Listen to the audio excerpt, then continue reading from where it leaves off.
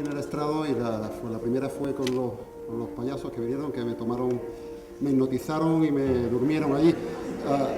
Soy el último de la fila, yo espero, no los voy a hipnotizar, pero de luego espero que no se duerman en este ratito que queda. Bien, a mí me gustaría, bueno, primero agradecer a la gente de Climántica, que para mí es un proyecto de referencia absoluto en educación ambiental. Ya son unos cuantos años lo que llevo en este tema y estar aquí, ustedes como gallegos, la verdad que desde fuera se ve con otros ojos, no sé cómo, pero es una referencia fundamental en el ámbito de tecnologías y educación ambiental.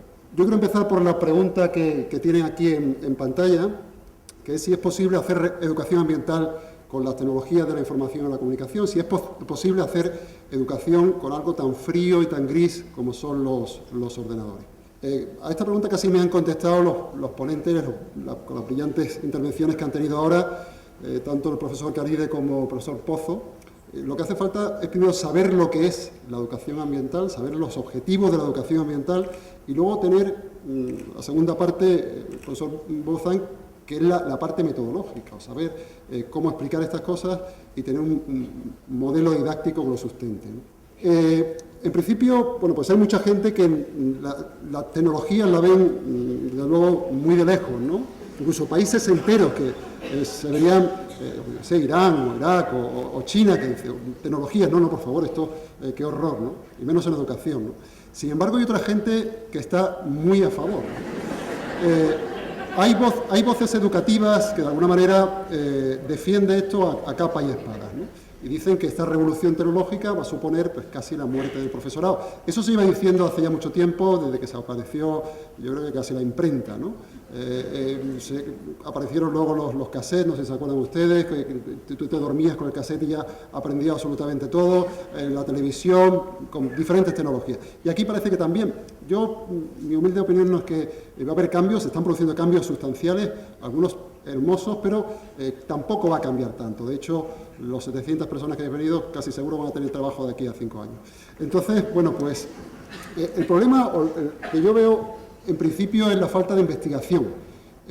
La relación que existe entre educación ambiental y tecnología de la información y comunicación no está muy pisada. Así, hay mucha investigación en lo que es educación en general, en nuevas tecnologías, en otros ámbitos, pero de luego estos dos ámbitos que estamos tratando ahora no es tan fácil encontrarlo en la literatura científica. Y esto es un problema porque a la hora de nosotros como profesores, a la hora de tener una referencia en la que se fundamente, que nosotros podemos guiarnos a la hora de elegir un producto educativo, pues nos cuesta. ¿Es Climántica mejor que otro proyecto que haya por ahí? Bueno, pues a lo mejor hay mejores proyectos por ahí, ustedes no lo conocen o no se lo han comentado o no hay estudios que lo verifiquen. Y esto es algo que hay que pensar, ¿no? Por otro lado, bueno, nosotros por un grupo de trabajo en la Universidad de Granada nos tomamos la molestia de preguntar a educadores ambientales, gente que estaba trabajando la mayor parte de su tiempo en educación ambiental, pues si la relación que había entre las tecnologías y la educación ambiental. Fíjense que en principio hay un 37% de estos profesionales de la educación ambiental son bastante experimentados en lo que es las tecnologías, la utilizan habitualmente en su vida cotidiana pues, para cosas muy sencillas, para mandar mensajes, para ver vídeos, para comunicarse con sus amigos y poca cosa más. Sin embargo, cuando le preguntamos si aplican las tecnologías a su tarea educadora, a su tarea como profesional de educación ambiental, pues ya no son tantos. Y aquí aparece un 14%. Podemos ir un poco más allá. Y si le preguntamos, en este caso, bueno, pues si las TIC son importantes para ambientalizar el currículum o para que efectivamente se creen hábitos, pues efectivamente lo son. Por lo tanto, fíjense que, por un lado, hemos dicho que utilizan bastante la tecnología. Por otro lado, hemos dicho que el 14%, solamente el 14% son los que la aplican en su tarea, pero sin embargo son muy conscientes de que esa tecnología es útil. Por lo tanto, aquí hay algo que chirría. Ellos mismos dan la explicación. Ellos dicen que, bueno, pues no tienen formación suficiente, les falta formación y de alguna manera no saben qué hacer. Un poco ahí en tono con lo que había comentado el profesor Bouzan, ¿no? Hace falta formación, evidentemente, es algo muy importante y aquí ustedes saben de ello porque están aquí ahora, ¿no? Además, si seguimos preguntándole, fíjense que no pertenecen a un foro de debate. Los foros, que son un entorno formativo magnífico, donde se pueden contrastar orientaciones y se pueden bueno, pues saber si están haciendo cosas, qué están haciendo otros compañeros y sacar recetas, que es algo que comentábamos antes, que es algo muy nuestro, que nos intenta buscar qué es lo que están haciendo otros para ver si yo puedo sacar algo de ahí, ¿no? Bueno, pues no pertenecen a ningún foro de debate el 64%. El 95% ni siquiera sabe lo que es un proyecto colaborativo, o sea, ni lo sabe, ¿eh? Que los proyectos colaborativos son probablemente una de las herramientas más resultonas a lo que es las nuevas tecnologías. Es algo que difícilmente se puede sacar tanto partido con la enseñanza presencial. Las herramientas TIC y la web 2.0 veremos que son precisamente unas herramientas magníficas para este tipo de trabajo. Bueno, pues el 95% de educadores ambientales de nuestra muestra ni idea, no saben ni siquiera de qué va eso, ¿no? Pero otra también herramienta web 2.0, que son los blogs. Bueno, pues el 75% no utiliza blogs. Fíjense que ustedes todos lo utilizan. Bueno, pues a lo mejor a ninguno de ustedes le he preguntado. Pero es que el 95% de la gente que se dedica a esto no lo sabe. O sea, ustedes son pioneros absolutamente en este tema. Bueno, pues fíjense, si sacamos una gráfica de Internet, de Woodmetrics, el porcentaje de los blogs sobre educación ambiental, o sobre el término, en este caso en inglés, para ver cómo se lo montan los yanquis, fíjense que es prácticamente nimio. Estamos hablando de un porcentaje en castellano, educación ambiental, la tienen ustedes en naranja, pues de 0,005% del movimiento. Por lo tanto, muy poco movimiento de educación ambiental, y si hacemos lo mismo con educación para el desarrollo sostenible pasa exactamente igual, prácticamente inexistente en la web. Y esta gráfica que tienen ustedes es algo importante. Fíjense que la mayor parte de la gente que estamos en Internet habitualmente somos mirones. Estamos mirando todo el rato. Yo tengo la experiencia con el proyecto EcoUrban, que es un proyecto muy doméstico. Yo recibía todos los días 30, 40 correos de gente pidiéndome cosas, pidiéndome materiales, pidiéndome subvenciones, pidiéndome. Pero tú pedías colaboración, eso es bastante más complicado, ¿eh? La gente colabora poco. De hecho, esta ley del 90-9-1, los 90% somos mirones, el 9% son gente que copia y pega y que hace un poquito, bueno, pues reestructura el conocimiento, lo adapta un poco a lo suyo, pero solamente, fíjese, un 1% son creadores. Si hiciéramos aquí grupos, pues se quedaría un grupito de 3 allí probablemente y serían los que hicieran algo. Los demás tenemos todos, la mayor parte allí puestos, que somos los que miramos, ¿eh? A lo mejor aquí no, porque efectivamente ustedes son muchos y además saben mucho también, ¿eh? No, en este sentido, bueno, pues los educadores ambientales, a mí me da la sensación de que estamos mirando, o cuando hicimos este pequeño trabajo, de que estamos mirando para otro lado, o por lo menos nos habíamos anclado en el pasado con otro tipo de tecnología que quizá pues no sea tan efectiva. Fíjense que nosotros tenemos bueno, planteamos una hipótesis que los educadores ambientales estaban muy basados en el medio. Entonces, todo lo que no tuviera de intervención directa en el medio, pues se le daba un poco de yuyu. Probablemente sea una pequeña travesía del desierto, es decir, lo que creo que está sucediendo en este caso, hasta que los nativos digitales no tomen el poder educativo, pues nosotros tenemos la angustia de que todo es nuevo. Entonces, el problema es que cuando nuestra generación, de alguna forma, pues ya hayamos dejado nuestra tarea docente, vendrán otra gente que sí tienen asumido que las tecnologías no solamente son necesarias, sino que además saben utilizarlas y nosotros habremos enseñado ese camino. O sea, nosotros estamos precisamente aprendiendo porque está en pañales. Parece que lleva toda la vida, pero es que el Facebook lleva 4 años funcionando y parece que esto es que lleva toda la vida con nosotros algunas herramientas. Google ha nacido hace muy poco tiempo, ustedes lo ven, ¿no? Bien, pues en este debate de tecnología, si no, pues depende, lo han dicho, no voy a pisar con lo que ha dicho el profesor Buzán, pues depende de muchas cosas. Yo puedo hacer con el ordenador muchas cosas, yo puedo hacer chorizo con el ordenador, y aquí lo tienen, lo hago una parrilla estupendo, poco hecho, muy hecho, y lo puedo hacer perfectamente, pero de eso no se trata. Y sin embargo hay gente que en educación siguen haciendo lo mismo que hacían sin ninguna variedad. Con el potencial tan enorme que tiene las tecnologías, se siguen utilizando en muchos casos y en estamentos, digamos, de relevancia, para hacer exactamente lo mismo que hacían.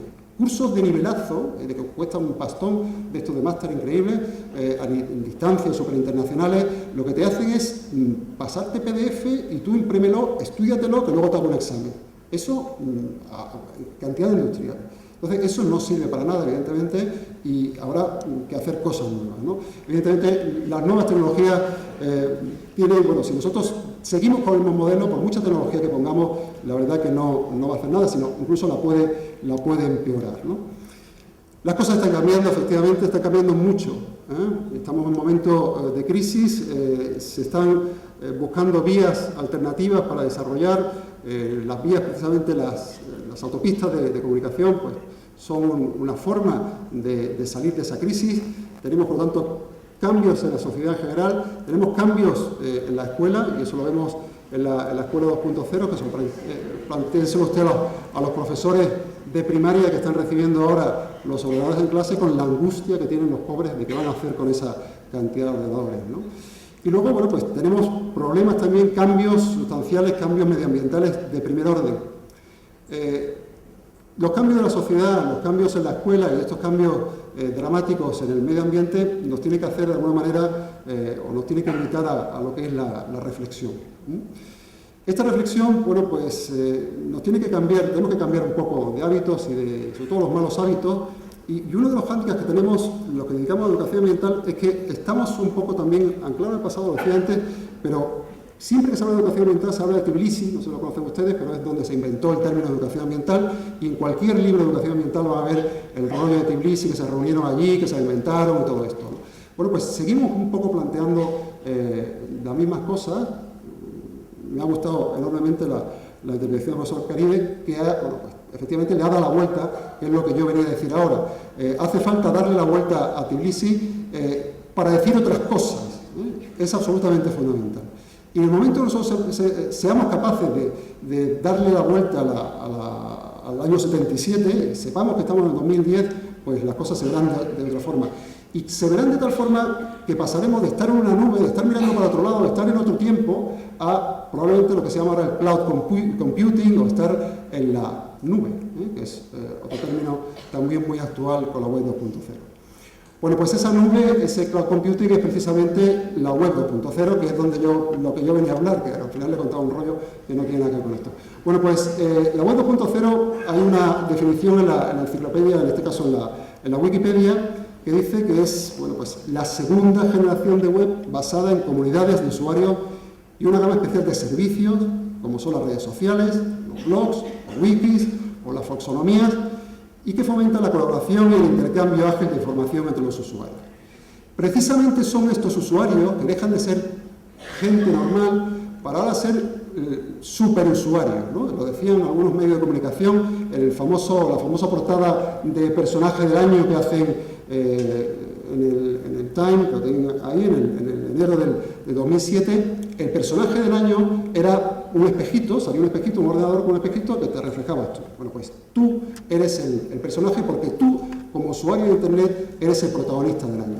Ese momento, en 2007, es cuando propone Time que el usuario es el rey. Y es precisamente el usuario ya no es un mirón habitual, sino que además de poder ver, además de consumir conocimiento, lo que puede es producir conocimiento. Y ahí es el paso definitivo, ahí es el paso precisamente y el aporte que nos da la web 2.0, ¿no? Ese consumidor, ese usuario deja de ser usuario habitual para ser un prosumidor, como tienen aquí reflejado, un productor, consumidor de conocimiento.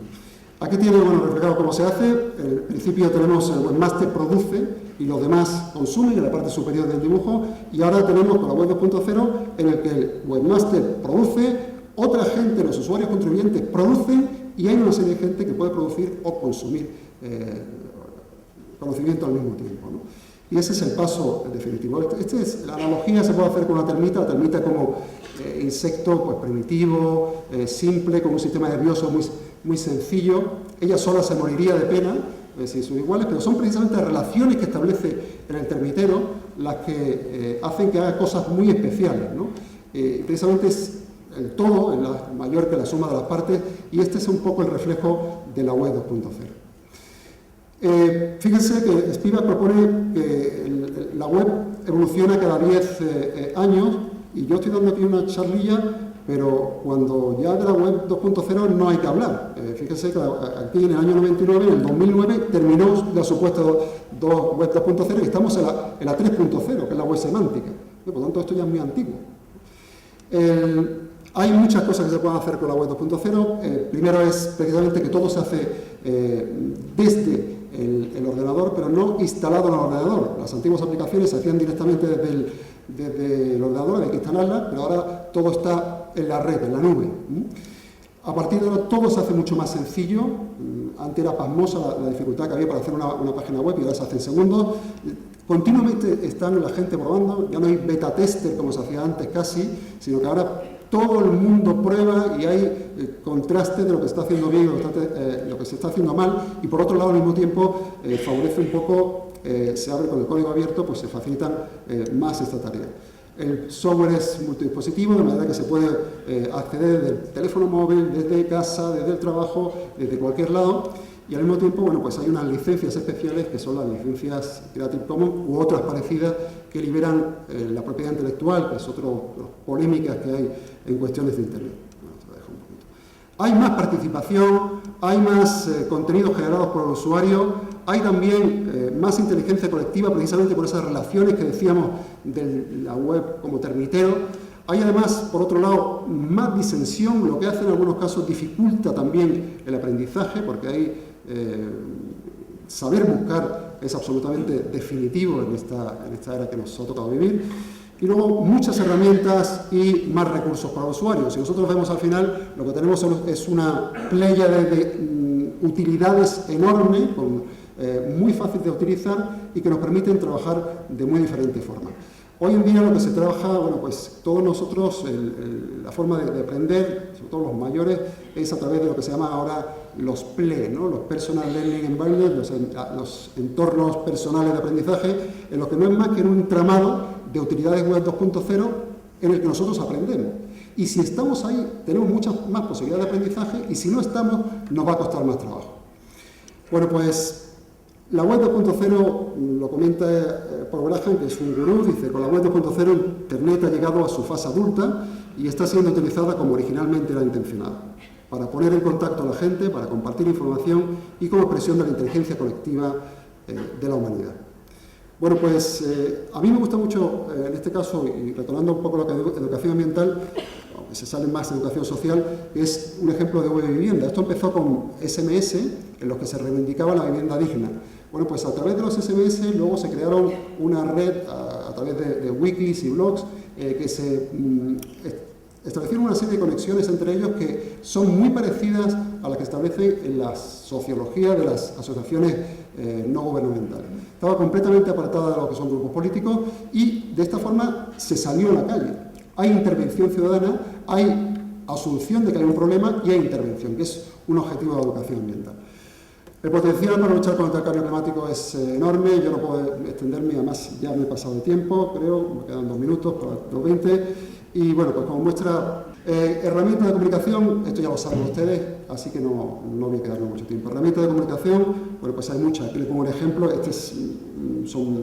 estoy suscrito a algunas de ellas, en este caso Foro Málaga por el Clima, que es una asociación que yo pertenezco, Educación Ambiental para el Cambio Climático, hay una enorme cantidad de posibilidades. Más posibilidades hay, sin duda, son en NIN o en Facebook, y en todo este tipo de utilidades, en lo que ustedes teclean simplemente educación ambiental o cambio climático, les salen cientos, literalmente, de posibilidades de grupos que discuten sobre estos temas, ¿no? Algunas son francas estupideces, pero otras funcionan muy bien.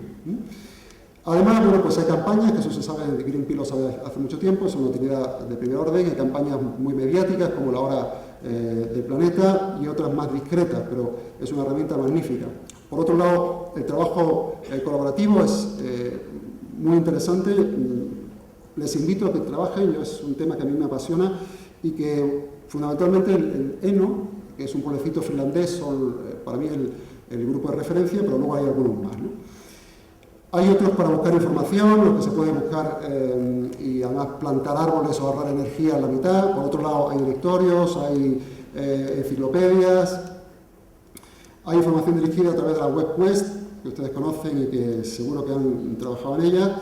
hay formas de expresarnos a través de los blogs o los vídeos, se puede ordenar información y ya se pueden diseñar materiales, simular y modelizar a través de proyectos y, por último, gestionar nuestras clases o bien crear entornos de aprendizaje. Y me perdonan ustedes.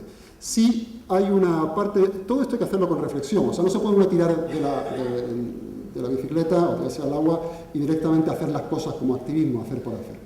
Hay que saber lo que se está haciendo, la educación ambiental es un ámbito distinto a otros y tiene unos objetivos muy claros. Bueno, pues, ¿qué factores deberíamos nosotros tener o considerar a la hora de promover una iniciativa Web 2.0 orientada a la educación ambiental? Quizá no sean los de otras materias o otros ámbitos de conocimiento.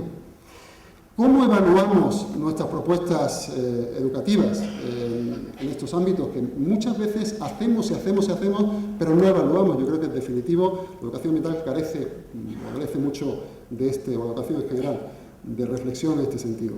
Y luego muchas veces se gasta mucho dinero, muchísimo, de hecho hay propuestas en las que se ha invertido enorme cantidad de dinero, pero que luego no sirven para nada. Hay propuestas educativas muy discretas, muy humildes, de profesores que son con una carga pedagógica enorme, sin embargo hay proyectos que no tienen base pedagógica ninguna y que cuestan muchísimo dinero, ¿no? Bueno, pues ¿dónde debemos ir? Tendríamos que plantear quizá, bueno, pues formación, más evaluación, favorecer criterios de calidad que nos sirvan para sustentar nuestros proyectos, hace falta favorecer la participación que decíamos antes, intentar que los materiales que se hagan sean de libre difusión, que todos podamos utilizarlos, no os cortéis a la hora de compartir con vuestros compañeros y luego, bueno, pues favorecer esa usabilidad y disminuir la brecha digital. En ese sentido, me quedo con una cosa solamente, que es simplemente el compartir. Yo creo que es absolutamente fundamental. La web 2.0 tiene sentido si ustedes son usuarios con capacidad de compartir, si no, se cae por su propio peso. Antiguamente se aprendía para poder participar, sin embargo, hoy hace falta participar para poder aprender. En esta participación, bueno, pues volvemos a este diagrama. Vamos a intentar que esa ley 9091 pues sea, en este caso, 1990, ¿no? Vamos a volver a darle la vuelta al tema y vamos a intentar que los que participamos seamos la mayor cantidad posible. En ese sentido, no perdamos el norte, lo acaban de decir ahora. En última instancia, está muy bien lo de la tecnología, pero luego siempre será importante algo que decir, alguien hay que contárselo y luego saber cómo hacerlo. Muchas gracias.